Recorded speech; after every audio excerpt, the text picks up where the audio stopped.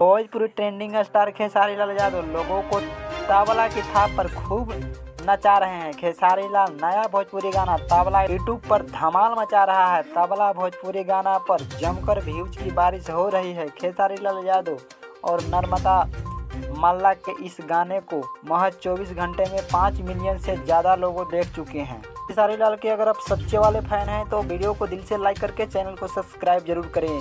भोजपुरी गाना तबला के रिलीज होने के बाद खेसारी लाल यादव ने कहा है कि तबला एक बेहतरीन गाना है। इसकी मेकिंग बड़े पैमानों पर हुई है। हमने इसके लिए बेहद मेहनत की। यह गाना दर्शकों को बेहद पसंद आएगी, यह हमारा विश्वास। फैंस भी खेसारी को निराश नहीं किए हैं। उनके इस गाने पर फैंस का भरपूर प्यार मिल रहा है। इस गाने पर एक ही दिन में 5 मिलियन व्यूज आ चुका है।